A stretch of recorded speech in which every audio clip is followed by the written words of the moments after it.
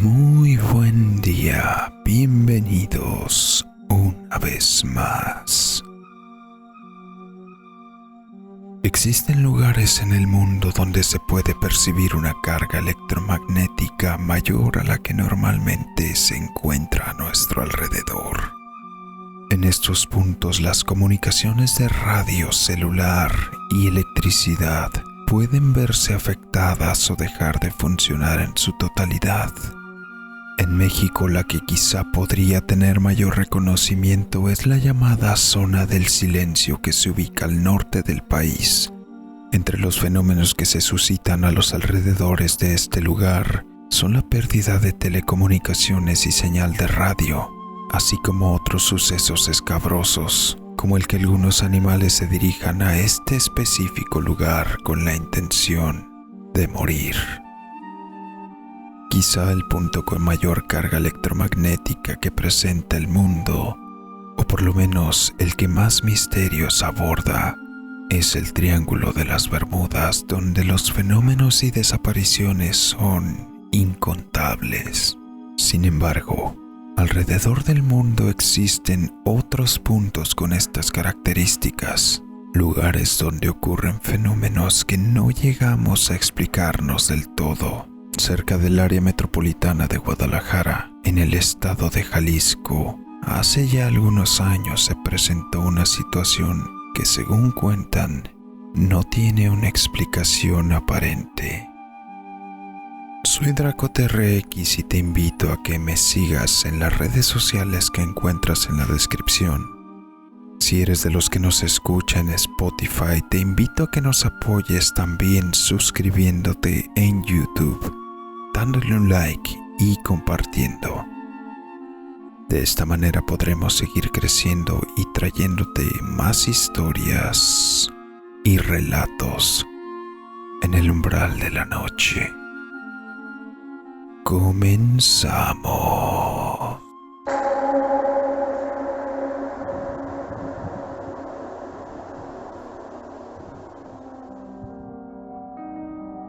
Se dice que todo empezó por un rumor que se corría en el municipio de Tonalá, donde mencionaban que había un gran tesoro en las cuevas del Cerro de la Reina. Aquello motivó a muchos de los lugareños a realizar expediciones a los alrededores del lugar para tratar de encontrar aquellas grandes riquezas que se pregonaban. Felipe era un joven de 22 años de edad con una familia de esposa e hija de apenas 2 años. Él trabajaba para uno de los hacendados de la zona y quería darle a su familia una mejor forma de vida, por lo que pensó que sería una buena oportunidad conseguir algo de las tantas riquezas que se pregonaban ocultas en el Cerro de la Reina. Una noche, luego de su ardua jornada de trabajo, emprendió una expedición para explorar las cuevas de aquel lugar.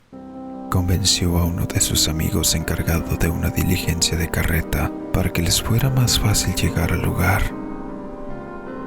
Se internaron a través de los suelos escarpados y matorrales espesos del cerro, circulando alejados de la brecha principal, en la búsqueda de alguna de tantas cuevas, solamente con su carreta, palas y un par de lámparas de petróleo.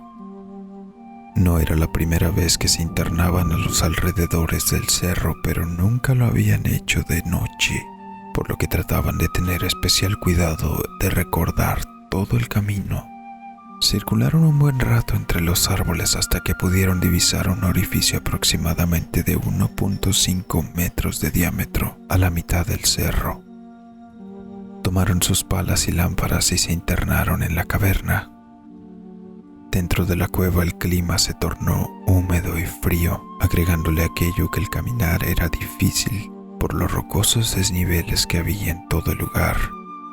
Y lo más extraño, según contaba Felipe, era que repentinamente corrientes heladas provenientes del fondo de la caverna arreciaban constantemente, llegando incluso a debilitar por un momento las flamas de las lámparas.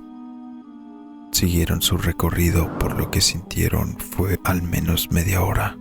Quizás se habían internado dentro de la cueva lo que podría ser 1 kilómetro, aún sin encontrar nada.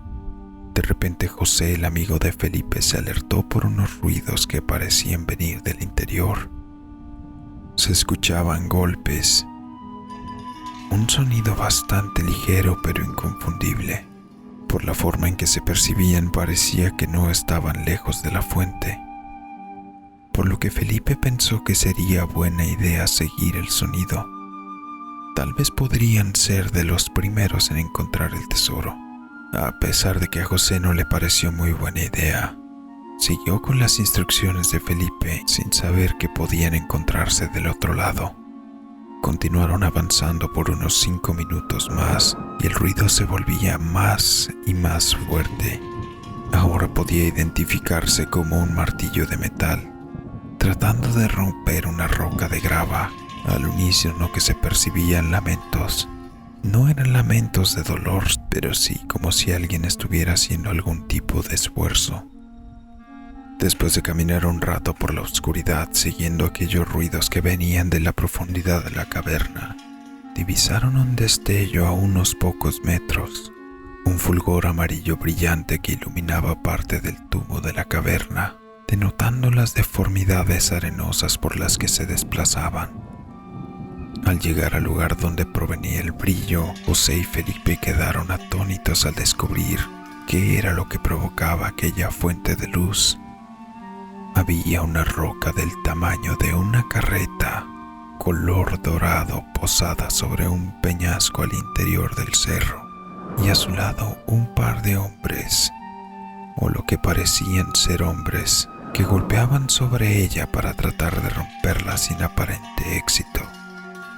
La impresión de José al ver aquella roca brillante fue tal que movió a Felipe hacia un lado del camino y quedó al borde del peñasco, cuyo fondo no podía verse aún con las lámparas encendidas a su máxima potencia.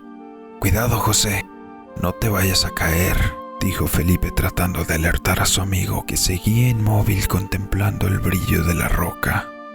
Felipe buscaba la forma de llegar al lugar, que se erguía a unos 4 metros de distancia sobre aparentemente un pozo sin fondo. José, por su cuenta, vio a algunos metros lo que pensó que era un puente que podría atravesar sobre el peñasco, y se dirigió hacia él, sin decirle una palabra a su amigo. Para el momento en que Felipe se percató ya era demasiado tarde. Soltó un grito para tratar de evitar que siguiera avanzando José, pero era como si él estuviera decidido a llegar a la roca por cualquier medio. Sin embargo, al trepar por las rocas, una de ellas se deslavó del muro, provocando que José cayera inevitablemente al fondo del foso. Mientras Felipe escuchaba los gritos horrorizados de su amigo, que cada vez eran menos perceptibles, al mismo tiempo que la luz de la lámpara de aceite iba disminuyendo hasta volverse completa oscuridad. Felipe gritó hacia los hombres que golpeaban la roca, pero era como si estuvieran hipnotizados. No le escuchaban, o al menos parecían ignorarlo. Inmediatamente trató de regresar por donde llegaron lo más rápido que podía para buscar ayuda y tratar de rescatar a su amigo. Mientras volvía por la cueva, las corrientes del fondo eran cada vez más fuertes y heladas. No se explicaba a qué podría deberse aquello, solo pensaba en tratar de encontrar a alguien que pudiera ayudar a su amigo. Después de un rato pudo por fin salir de la cueva. No era más de noche y no se explicaba el por qué. Estaba seguro que no habían estado ahí por más de 2 horas. Trató de buscar el caballo y la carreta en la que había llegado la noche anterior, pero para su sorpresa el panorama lucía completamente diferente a como lo había percibido durante la noche. De alguna manera todo parecía ser un lugar completamente diferente. Los espesos y verdes arbustos que se habían cruzado para llegar ahí estaban secos e incluso parecían haber muerto ya tiempo atrás. Conforme seguía caminando de regreso a su casa, veía cómo cada vez más el lugar presentaba cambios que no podían haberse dado de la noche a la mañana. Brechas donde no las había y grandes huizaches donde apenas la noche anterior había arbustos que le llegaban a la cadera. Pudo identificar el camino a su poblado y tardó cerca de 2 horas en llegar a él, solo para encontrarse con todo completamente cambiado. Casas de adobe donde antes había parcelas, talleres de alfarería donde antes había granjas. La cabeza le daba vueltas y no se explicaba dónde estaba o por qué todo parecía haber cambiado. Cuando vio una hermosa joven caminando por la calle, de alguna manera le pareció familiar y sintió una punzada en el estómago como si de alguna manera la mujer fuera alguien que ya conocía. Se acercó a preguntar su nombre y la joven extrañada respondió: María, hija de Lupita Hernández. ¿Cómo era aquello posible?, se seguía preguntando a sí mismo. El nombre de la mujer y el de su madre eran los de su familia. Pidió por favor que le llevara con su madre. Tenía que comprobar algo. A lo que la joven extrañada, pero con una incertidumbre evidente, aceptó. El camino había cambiado, pero no había duda hacia dónde se dirigían. Al llegar y abrir la puerta, una señora de unos 40 y tantos años recibió a su hija, que de inmediato le comentó que un extraño hombre quería hablar con ella. Inmediatamente al verle, doña Lupita quedó paralizada, al igual que Felipe. Sus rasgos eran algo más arrugados, pero no había duda. Doña Lupita era su esposa. La mujer empezó a balbucear. ¿Cómo es posible? No sé, respondió Felipe. Tardaron un rato en superar el shock y al final lo invitaron a pasar. Felipe les contó la historia de cómo se había ido a buscar el tesoro del Cerro de la Reina, que quería darles una mejor vida a ella y a su hija, que de alguna manera lo había encontrado, pero en el transcurso José había tenido un accidente, por lo que había regresado lo más pronto posible en busca de ayuda. Y era entonces cuando encontró todo cambiado. Lupita escuchó con atención, pero no sabía qué creer, por lo que respondió: aquella noche que te fuiste, aquella noche que José y tú no llegaron, sucedió hace 20 años. Felipe perdió el color de su cara y por un momento pareció que se iba a desmayar. Lupita le contó que lo buscaron por todos lados sin poderlo encontrar, que terminaron dándolo por muerto y que nadie había podido encontrar el tesoro. Algo muy extraño pasaba, así que Felipe ofreció llevarlos a la cueva para que corroboraran que lo que decía era verdad. Como pudieron, llegaron al cerro con sogas, lámparas, picos y palas en una carreta con un grupo de personas. A pesar de que siguieron el mismo camino que Felipe les indicó, nunca pudieron volver a encontrar la cueva. Todo el lugar parecía haber cambiado por completo. Aunque Felipe trató de volver a su vida normal con su familia, no pudo adaptarse a los cambios. Y extrañamente, a los pocos meses de haber salido de la cueva, murió de una extraña enfermedad. Aún a la fecha del día de hoy, algunos de los pobladores más longevos del municipio de Tonalá, en las cercanías del Cerro de la Reina, cuestionan que la historia de Felipe sigue sin explicarse. Asimismo que aseguran que cosas muy extrañas pasan alrededor de aquel famoso monte en el lugar.